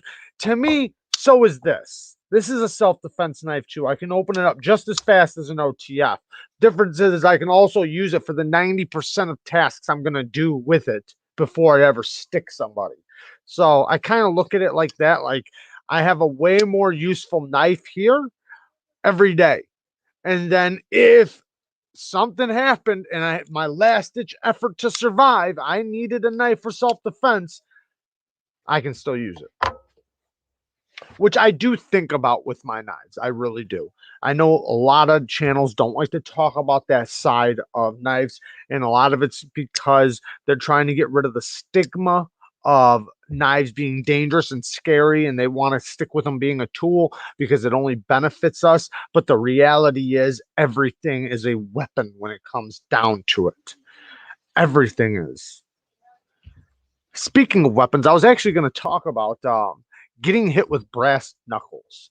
So, story time. What time is it? No, it's not story time. Wait, 7:30, 8:30. Yeah, about an hour. And fuck it, we'll go to story time. So, I got actually two stories of getting hit with brass knuckles. One was, in my opinion, worse than the other one. So the one was a regular pair of brass knuckles, just a regular pair. I got hit in the head.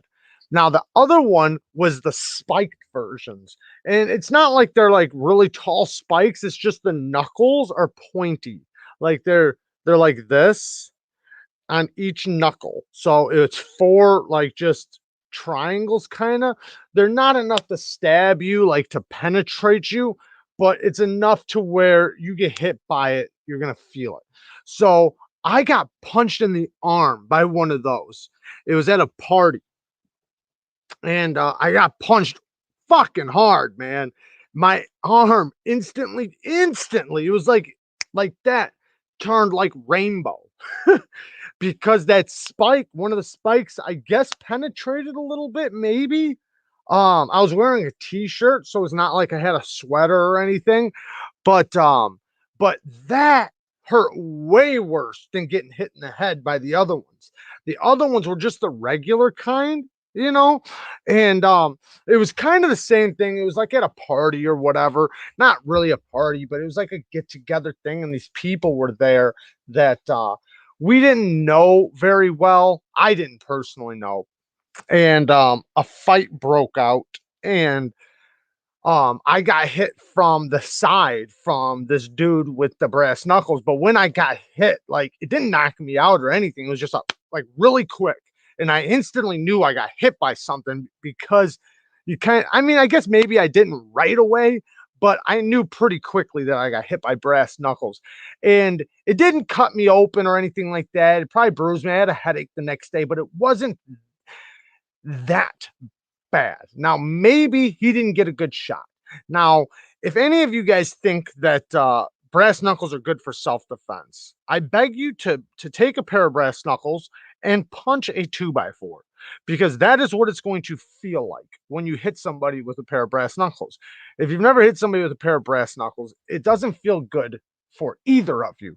Granted, Granted, the guy you're hitting is going to get fucked up worse than you because you're not so worried about your hand, but it does hurt pretty bad, especially if they don't fit your hand very well, if they don't have the palm thing to really hold on to them, depending on the kind you have. But if you take a pair and just punch a 2x4 once or twice, you'll see what it's going to feel like to hit somebody. It doesn't feel good in the hand. It hurts like a motherfucker. Now, for the person getting hit, like when I got hit, didn't matter too much, really, to be honest. I wound up fucking the dude up, and it did not matter. Same thing like when I got like this scar I got right here, I got hit with a bottle. It was an empty bottle. And that, in a fight with a bottle, you want to make sure it's empty. A full bottle breaks, empty bottles don't. So a full bottle, you hit somebody with it, it's gonna shatter.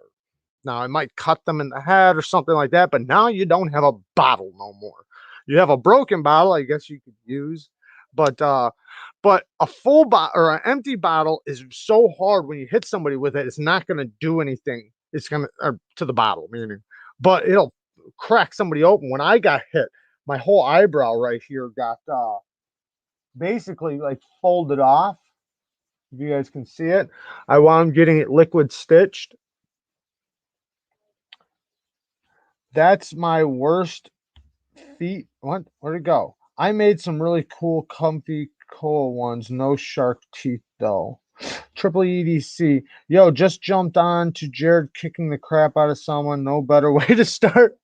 I got fucked up too, though. Let's be honest. I did get messed up too. The second one, I really got messed up with the bottle. I wasn't expecting it. It was so petty, man. I was at a party. This dude tried to shake up with me, like some gang shit or something. And I was like, nah, man. Like I wasn't in a gang or nothing. You know, I wasn't gonna shake up with him. And then his buddy, like, no.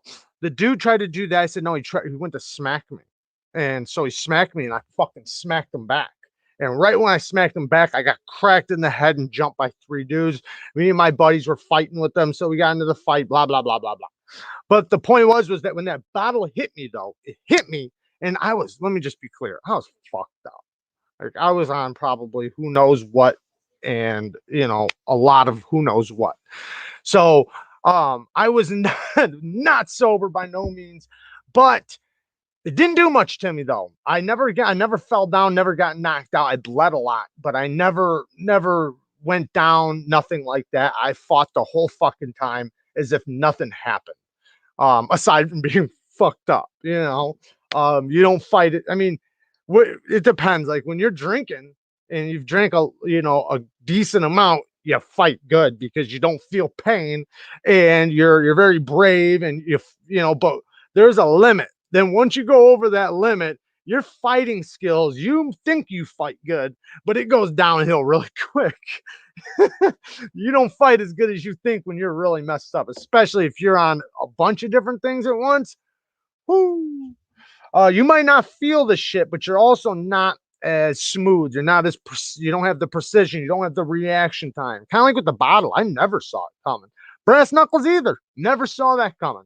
You got hit from the side. The arm one I did see coming, which is weird. I got hit in the fucking arm. Green beer money. Thank you, Triple EDC. Thank you, bud. Definitely go check out Triple EDC's channel, and thank you for the donation, bud. I really appreciate it. I got the green cup right, John. ItsAnAddiction says, love war stories. I got many of those. Many of those. When I was a kid, damn it, I keep hitting this table. When I was a kid, I got jumped one time. And so I was young. And, when you're young, age matters.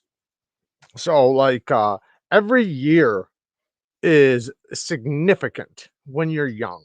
When you turn 20, a 21-year-old isn't bigger than you, isn't tougher than you. A 25, same thing, but under 18, every year counts, So I got jumped by these 3 dudes that were 3 to 5 years older than me at the time. And this was all in like 3 months. I had gotten jumped at the time, like 3 to 4 times. Like I don't remember which one was first. I think the other one was first. I got jumped with baseball bats like 2 weeks before this.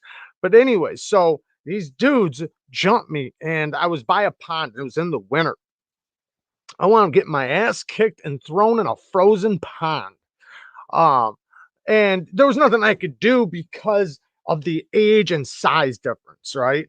Like, it doesn't matter how tough you are. When there's 3 of them and they're 3 to 5 years older than you, they're a lot bigger. They're a lot stronger. You're young. They're like a man, So there was no competition there. There was nothing I could do. I got ragdolled and thrown in a fucking frozen pond. But But it woke me up though, like, oh, check this out. That one of the dudes, I knew the dudes right from around the neighborhood. Years later, I had a foster, not years, a year or so later, maybe a year later, 2 years, I don't know. I got a foster sister. Her mother was going through a bunch of issues, you guys can imagine. So we wound up adopting her into our family because she practically lived with us anyways. It was my sister's best friend, blah, blah, blah, blah, blah. So she was living with us. She wound up getting taken from us because of my abusive stepfather and blah, blah, blah. But before that, dude was dating my foster sister, and because she was older than me, I forgot to say, my sister's older than me. She was older than me. I was the youngest one at the time before my little sister. But anyways, the point is that he showed up at my door, shows up at my door. And I remember the dude, you jumped me last year, the year before, or whatever. So fucking my mom has no idea what's going on. She answers the door. He asks for me because I had heard that my sister was like messing around, dude. And I was like, no, my foster sister, I said, no, it's not happening. I said, I was wanting to kill the dude at the time. So when he came to the door, I grabbed a fucking knife and went after him out the door. And he wound up taking off. And, then later on, like, I don't know, months later, he wound up calling me and trying to give me respect and all this shit because he was older and bigger and thing that I kept trying to fight him and this and that and just, stupid petty shit, but like trying to give me props or something as if, it's even worthy of, having props. You jumped a kid with your buddies. So I was pissed, but, you better go with a Neeves edge given the chance. I don't know what that means, but thank you, bud. You definitely want to go with a Neevesknives edge. When you're young, you believe you can take on people 3 times your size. When you're older, you know better. Yeah, and when I was younger, my dad had me fighting full-grown men like that were drunk and stuff like that. My dad would put bets on me. I remember fighting multiple, not at the same time, multiple full-grown men at 13, 14, 15, 16 years old because they would make bets and my dad would bet on me and say my son will kick your fucking ass, and they'd be drunk. So I had a great advantage, and I grew up fighting around, and my dad had me fighting and teaching me how to fight. And he used to do some crazy shit to me to teach me how to fight. I could tell you some crazy stories. A lot, and it's weird to talk about because a lot of people might look at it as abuse. I didn't look at it like that at all. It was just trying to make me tough. That's it. It was purely that. But telling the stories of people would take it like that. But I promise you, it was not like that. Anyways, but yeah. So I was used to doing that, and fighting full grown men at that age, it's even when they're drunk, it's not easy. You're right. Like you think you have, especially at a certain age, your testosterone's through the roof, like when you're a teenager, you think you could take on the world. But yeah, when you're older, you know better, especially after, you've met certain people and gotten into it with certain people. Like I remember I got into it with this one dude that was small as fuck, and he was scrappy. Like I wasn't expecting it. I wasn't expecting him to be as strong as he was. My Breeze says, had to make you not a little bitch. Yeah, that was my old man for you. He made sure he wasn't raising no little bitch. My dad always told me, always try to hurt one of them so badly that it scares the other people off. That's usually how it happens. If you get if there's a few of them, you fuck up that first one really good because the first one's going to be sort of say the alpha of the group. If you hurt him bad enough, like really fast, before the other ones get a chance to get at you, then yeah, they're gonna think twice about grabbing you. They're most likely can grab their buddy, but they'll come at you at the same time. There's not much you can do. And I've met, ran into lots of groups that's how they do it. Like they know better. They know better to fight like wolves rather than one person go in. So if you get attacked by people that have done it before and have attacked people together before, because a lot of, I'm not going to say weaker people, but people that fight in groups like that, they know how to do it. How are you going to after someone with a knife and not tell us the blade, steel, brand, model, and specs? What knife was it? I don't know what I did. How are you going to after someone with a knife and not tell us the blade, steel, brand? I don't know what we're talking about. And you talking about the giveaway knife? Let me see.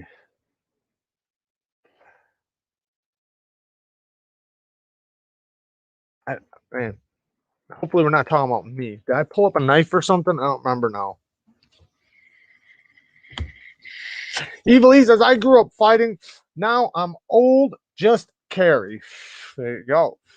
Yeah, I know a lot of guys. That's what they say. Is I'm too old to fight. I'll just shoot your ass.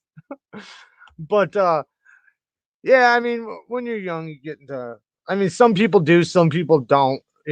I just happen to be around a lot of people that did fight and got into fights, and it is just a normal thing.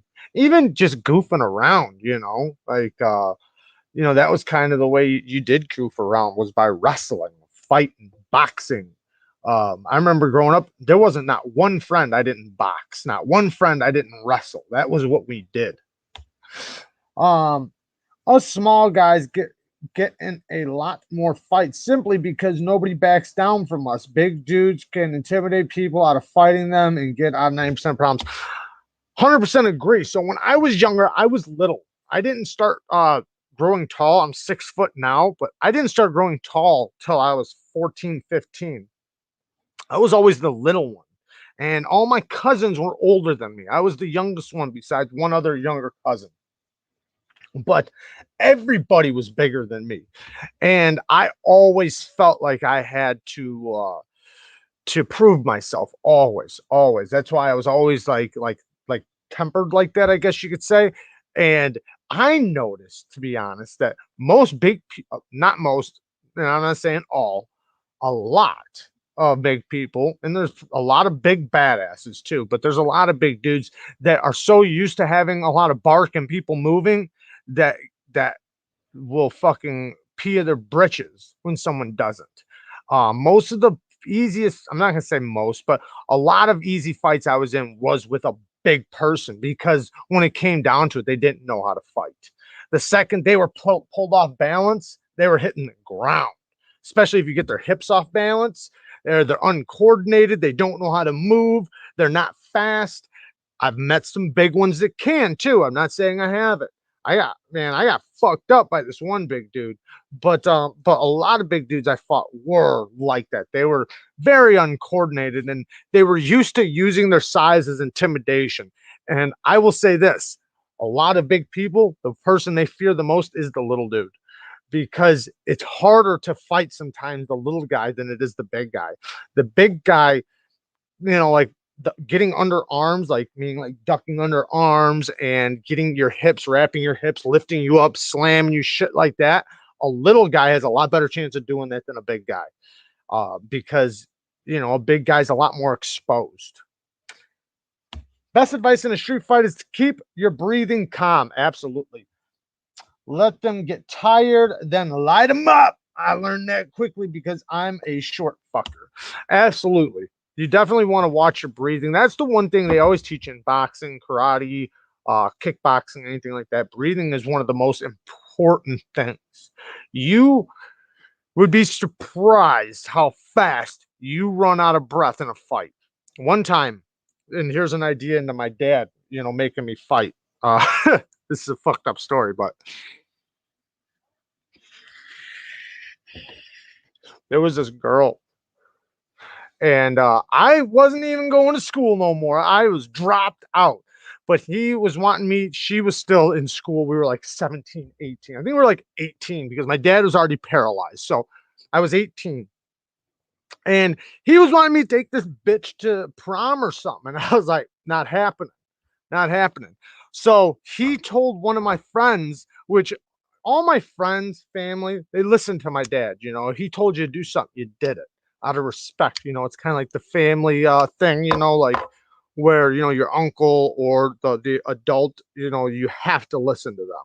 So when he told one of my friends to beat my ass, my friend didn't have a choice but to come after me. So when he did, I wound tapping him out. And I didn't know I was going to be fighting another person. So when I tapped him out, I put everything into it.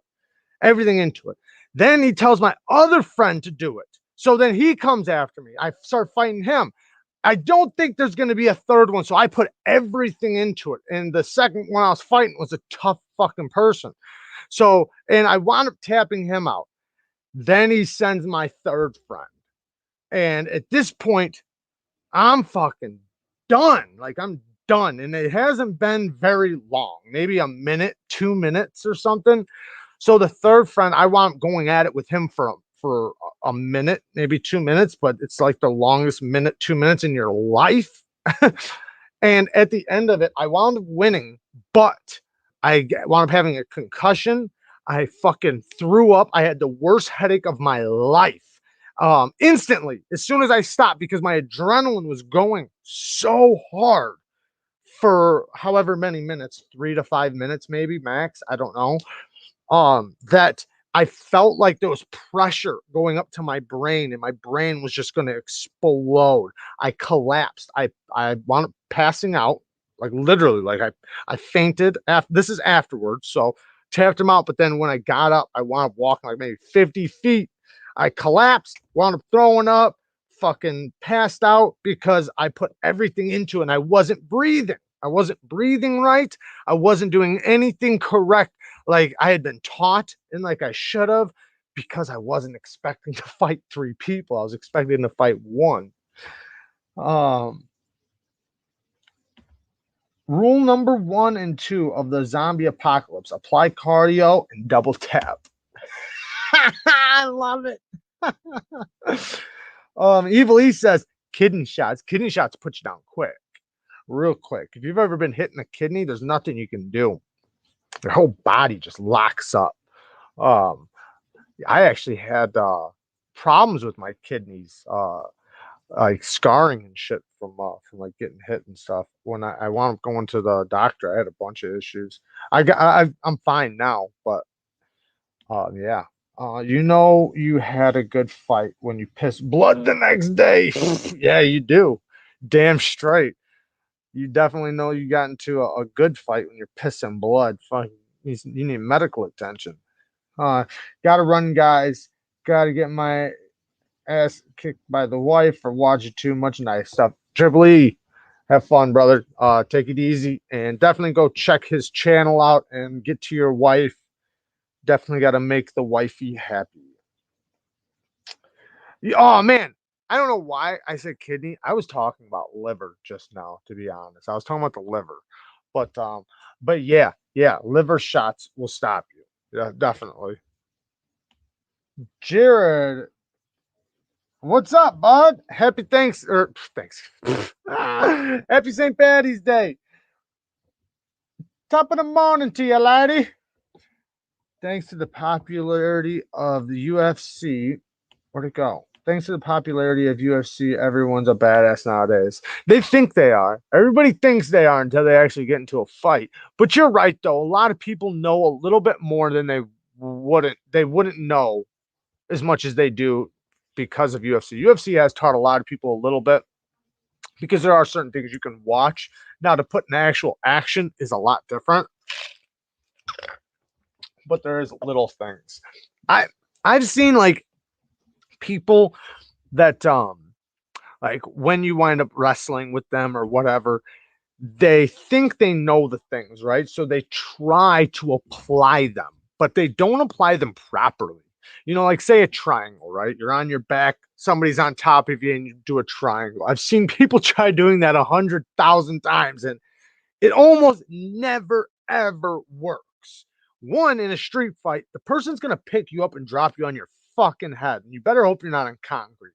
Number two, they don't pull the head, because when you do a triangle, you need to apply pressure to the head into your crotch area, and then lock your ankles together and then tighten.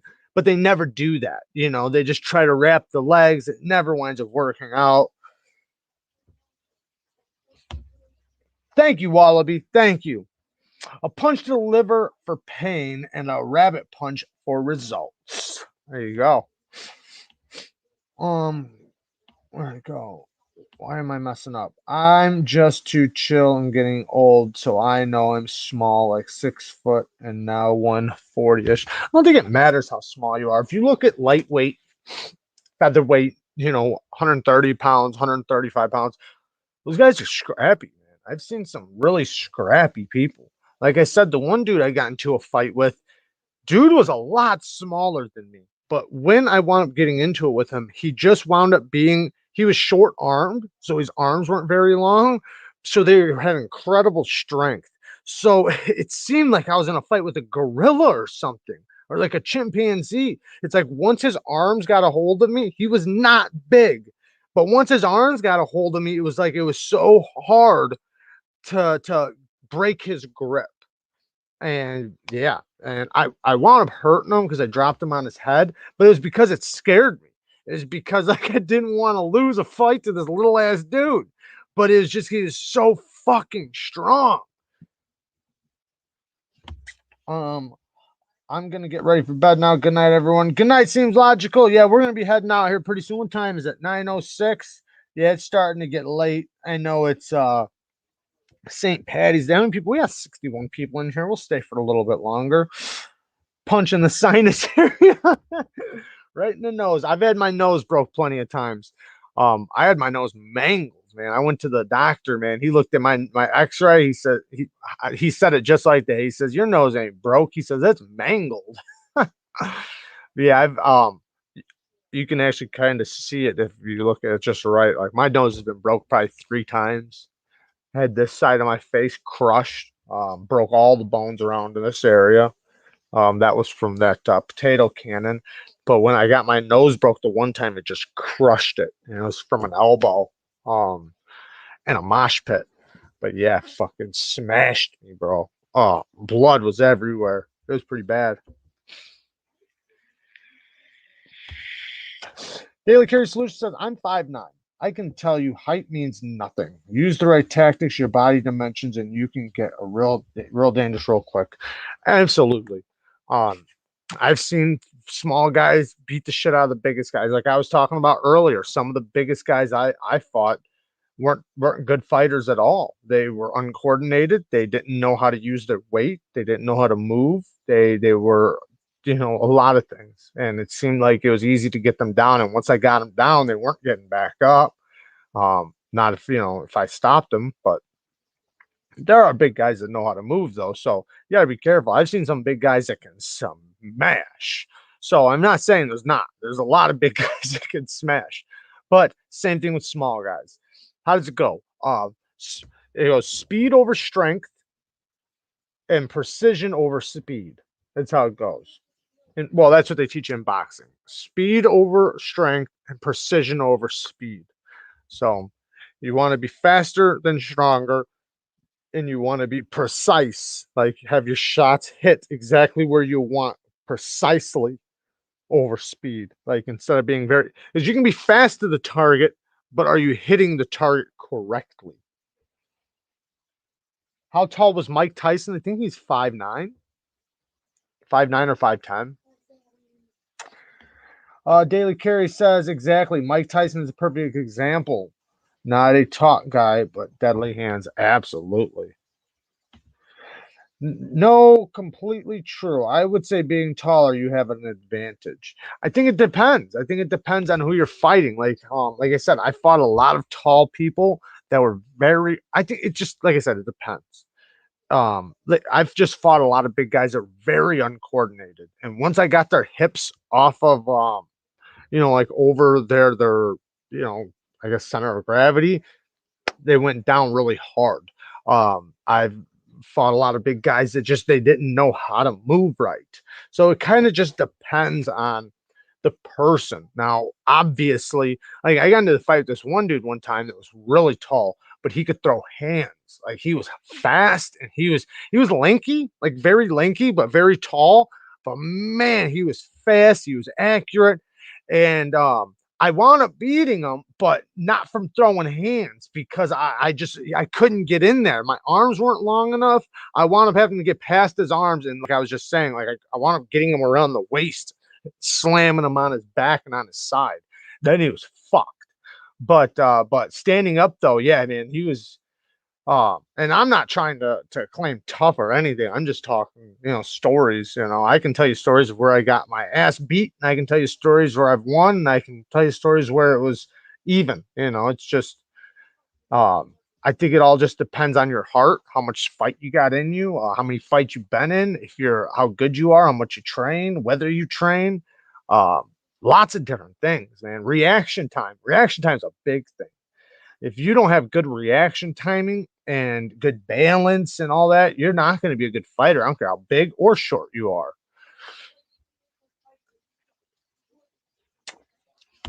If you're tall, first shot I throw is to the knees. Rusty says, wrap them up and take them over the top for a ride to the concrete. Is how I do it. Yeah, it's basically what I was just talking about. The one dude, I wrapped him up by the waist, lifted him up and slammed him. That usually rings some bells. A motherfucker gets smashed on the concrete pretty hard, it's gonna ring them. They're not gonna want to keep fighting usually. A lot of times. Same thing goes for you though, person gets you and lifts you up over their head and smashes you on the ground. It hurts. It hurts bad. People get knocked out that way. Monster says, I used to get into a lot of fights in hockey. Yeah, I bet hockey players getting lots of fights. I got jumped at the ice arena one time. Yeah, I got beat up because I wasn't good on the ice and they were hockey players and they were good on the ice. I got the one dude back though, like a year later, off the ice.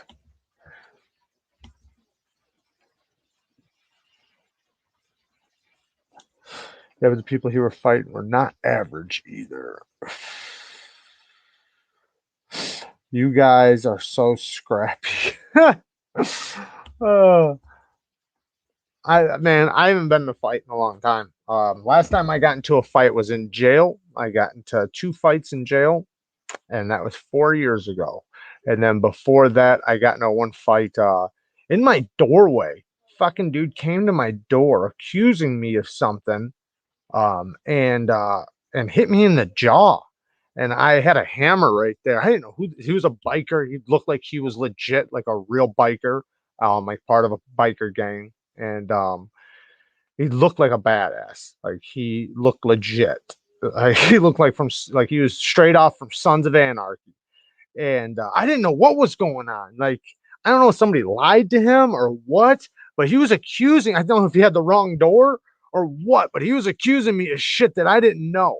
And he hit me in the jaw. But I think he was surprised because when he hit me, I barely felt it, to be honest. It was like just so quick. And I think he was expecting me to go down or something, and that didn't happen.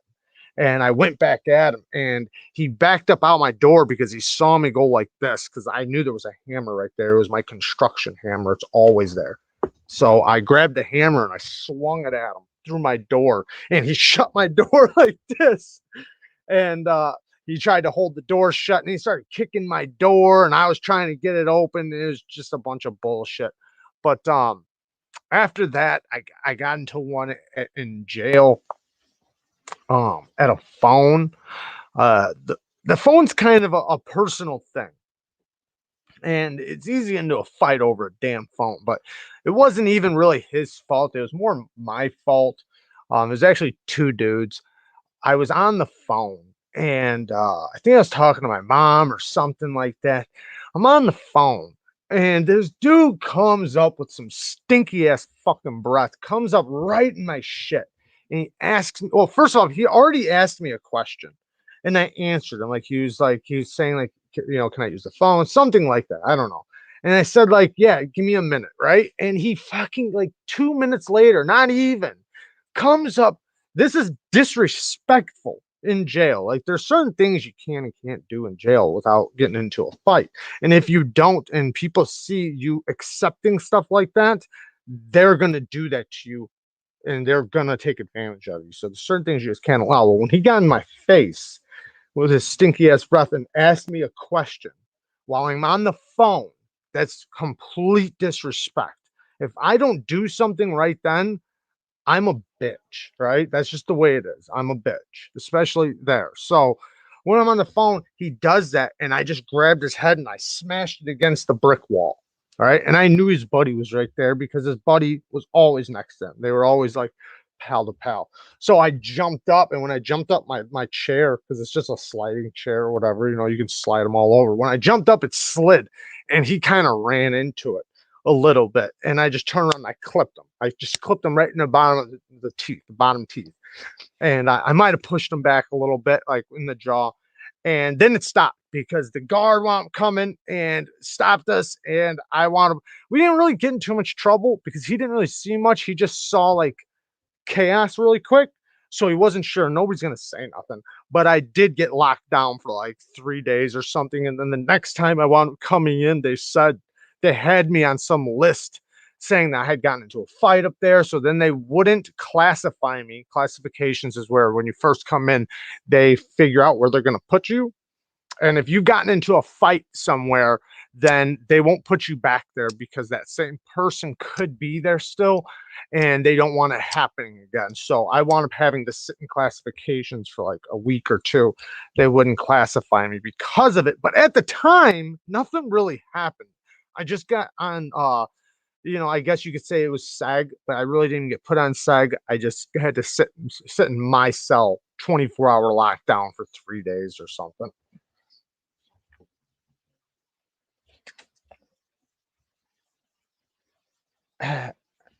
I got here late. Have you ever stabbed a guy? If I did, I wouldn't say it on here.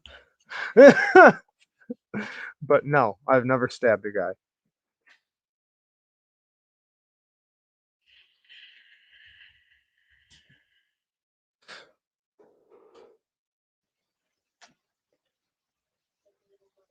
There's certain things that you can talk about because, like, after a certain time limit, like, say if I talk about some of my charges or something, that's already been dealt with, so it doesn't matter. Then there's certain things I can talk about because it's past a certain amount of time. Once it's past a certain amount of time, they can't hold it against you, no matter if you admit it or not. Doesn't matter. It's past the. I can't think of the wording, but it's called something. It's past that time limit of where they have to catch you. If not, then you're it doesn't matter. So those certain things you can talk about. It does not matter. You're not getting anybody in trouble. It's just it doesn't matter. Then there's things you don't want to talk about because you can still get in trouble for it, or you can get other people in trouble for it. Like there's just certain things, like especially on a live like this. Obviously, I can take it down, but who knows if somebody's screen recording or anything like that. So there's certain things that you don't want to talk about, like even if you did. Honestly, if you had just a small amount of Brazilian Jiu-Jitsu or wrestling training, you have such a massive advantage. I 100% agree with Richie on that. And I know Richie likes to do BJJ. I 1000% agree with that. Brazilian Jiu-Jitsu gives you a major, major, major advantage, even at a beginner level of training. It's it one it you know it surrounds the thought process of a smaller guy versus a bigger guy, somebody that's weaker than another opponent. So and also being the person with the disadvantage. So it's very, very good. Just like kickboxing or boxing. You take some kickboxing or boxing, like especially like Muay Thai kickboxing or anything like that, you have a major advantage over anybody. You take some boxing lessons, and I'm talking about real. I'm not talking about a weekend course, obviously. I am talking about real legit fucking boxing for a year or two. or longer or whatever, getting like an actual punch down on, because like, a punch comes from the hips, and from the legs. Like a cross comes from your back leg. You push off with it. A jab, same thing. You're supposed to step with your jabs. When you get all that down pat and you're really good with it, and your reaction time is down, you have a major advantage against somebody who has not. Now, there are just people out there that are very good at throwing hands, because like there's lots of people I've met and known, they didn't take one class at all, but they've gotten into a lot of fights. They've been fighting their whole life, so they just know how to throw hands. They're good at it. Like there's a difference between the kids that grew up playing video games and the kids that grew up boxing out in the alley. If you grow up boxing with your friends out in the alley and wrestling every day, you're going to get good at it. It's just the way it is. You keep doing something, you're going to get better and better at it. Combative, yes. Seen a guy get stabbed with a test light in a good of Southern Illinois field party one night. Talking about a full-grown man squealing. Yeah, I've seen a lot of people get stabbed. A lot of people. My buddy was a bouncer at a bar, and he got stabbed 5 times. Didn't even know it though. He thought he was getting punched. He literally thought he was getting punched. He was taking the guy out of the bar because he was the bouncer. And he was the type, like he had a hot temper, so he'd throw down with anybody. And dude was trying to fight him on the way out of the bar, but his job is to get him out of the bar. Once he got him out of the bar, he was ready to scrap with him for whatever reason, which was stupid anyways. You're the bouncer. You're not supposed to be fighting the guys. You're supposed to be getting them out, and then you get back in safely, blah, blah, blah. He wanted fighting the guy. The guy starts punching him. He thought the guy was punching him.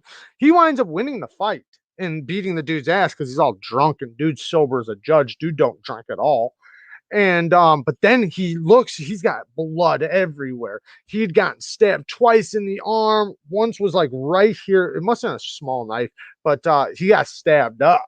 But yeah, he thought he was getting punched though. But yeah, I've seen a bunch of people get stabbed. I've seen people get shot.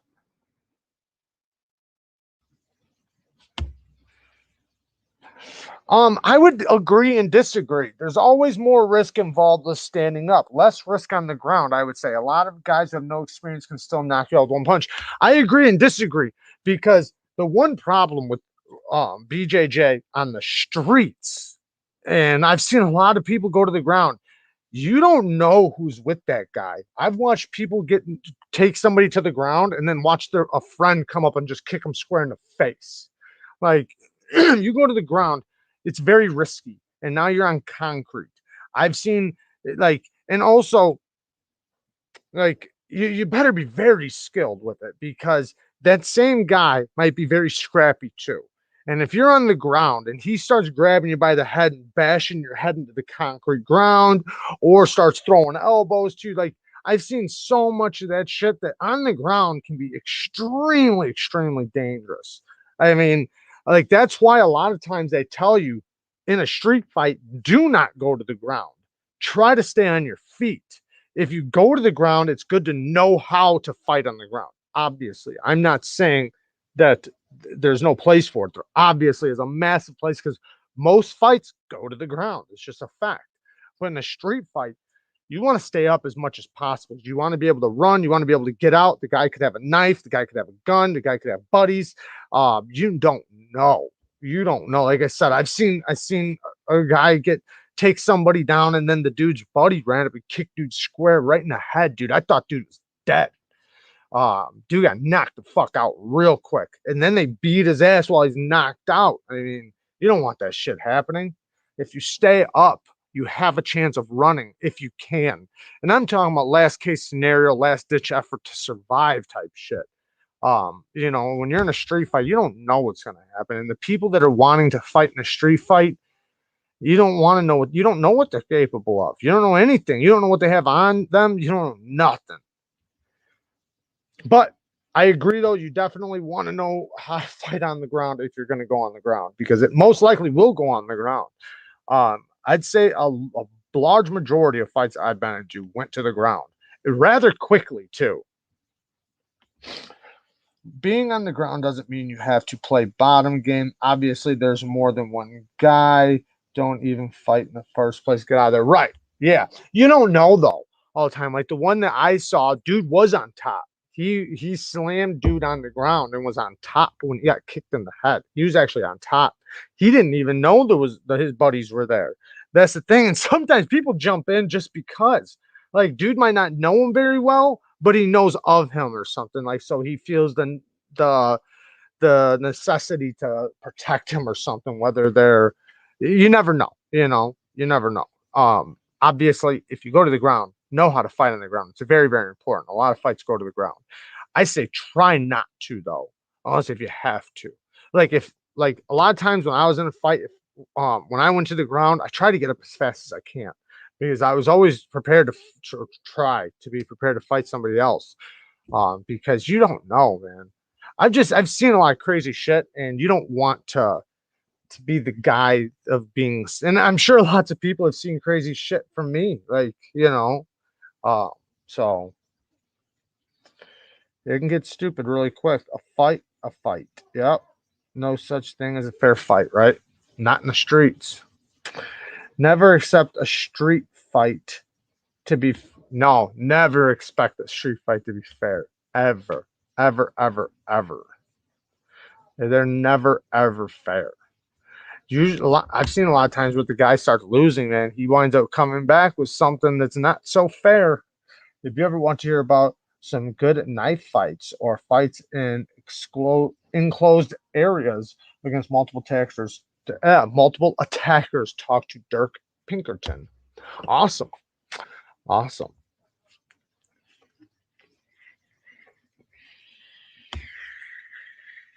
Why didn't it pop up? Dirk has extensive experience and makes his knives to reflect his personal experience and what would be most effective. Small stuff like the fire ant.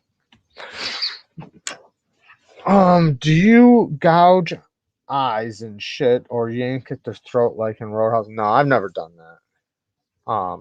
I've choked people, but no, obviously if you're in some type of situation where you need to gouge an eye, obviously do it. I've personally never gouged an eye, or what's that called? When you, it's called something. Oh, fish hook somebody. I've personally never done it, but not saying I wouldn't. You don't know what you're gonna do when you're in a fight. You're gonna do whatever you can to survive in a fight. Like certain fights, like obviously if it's just like I've been in like little scraps where I know it's safe, kind of, where the person. It's kind of like, what was that? My camera's out of focus. Where it's kind of a respectable fight, and that's a little different. It's kind of like a mutual disagreement. We're gonna fight. Let's go out back, and that's not so bad. But when you're fighting people you don't know. See you later, Wallaby. Thank you for coming, man. I appreciate you, bud. Yeah, we might as well get. What time is it? 9:30. Okay, guys, we'll get out of here. I'll throw my cat at the attacker. Hopefully his claws will get him. Oh man, I was gonna talk about dog bites in this. We were talking about fighting this whole time. I was gonna talk about dog bites. See what you guys did to me? We started talking about fighting, and I meant to talk about dog bites. But we'll save that one for next time. I don't know how many of you guys have been bitten by a dog, but man, I've been bitten by it. I've trained dogs, so training dogs, obviously, you might get bit sometimes, but I didn't get bit as much after I learned how to train dogs because you have a lot better chance of not getting bit by a dog if you understand how to speak to them and stuff. But before that, growing up as a kid, man, I got bit a bunch of times. First time I got bit by a dog was right in the ass, and it hurt, and it ripped my pants, and it was embarrassing. I'll talk about that this Saturday. I love you guys. Thank you guys for coming and hanging out with me. Peace. Oh, and thank you for all the donations, guys. I love you guys, and I appreciate. Oh, wait. What am I doing? I'm supposed to give something away, ain't I? Wasn't I supposed to give something away? How many people are still in here? 56 people in here. Somebody wants to win something tonight, right? You guys want to win something? Or is everybody leaving? If everybody's leaving, then it's only we won't do it. Yes, you guys want, okay, let's do a giveaway. I'm sorry it took so long. I kind of forgot. When you guys got me talking about fights and stuff, man, I started forgetting giveaways. All right, so let's do 56 people in here. We'll do pick a number one between, don't start yet. Between 1 and 200. Okay. You wait till I say go, and it's got to be, the number has to be on my screen. Okay. I got the computer. I got this on the live chat. So it might say yours is the top one on your screen, but it might not be true. It has to, come to me first. So whatever it says on my screen. So between 1 and 200, pick the number, go.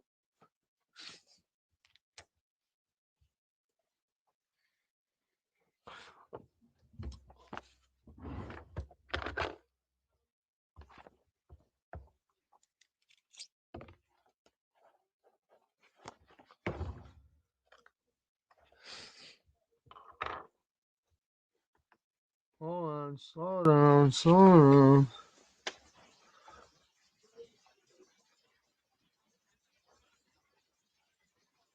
Oh, stop, stop, stop, stop, stop.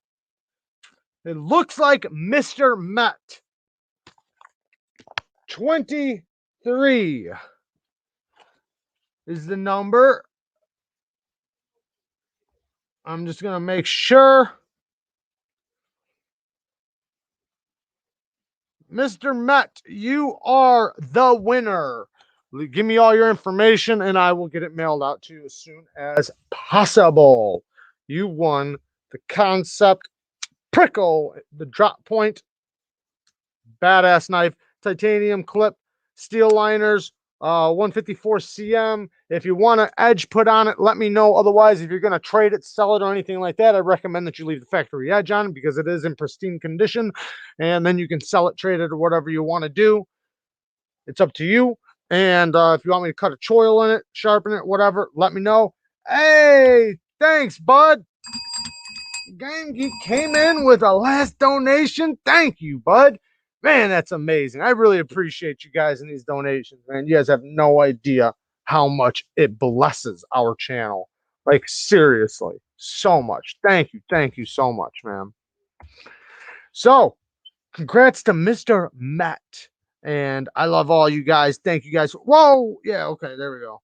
Wait, is there another one? Fiend. Thank you, man. One more bell for the night. Thank you, man. Thank you so much. I thought I seen another one. I was like, wait. I'm looking at two screens. Thank you so much, man. I really appreciate that. You guys are amazing. God bless all of you. I hope you guys have a good night. Mr. Met, contact me on Instagram or through email, whichever one's best for you. And love you guys. Peace. Wait, is there enough? Wait, one more. Last donation. Thank you, Mr. McKenzie. I appreciate that, man. You guys are scooping them in. Thank you so much, man. You guys are so amazing. Thank you. Bless all you guys. Thank you so much, Mr. McKenzie. I really appreciate that. Peace.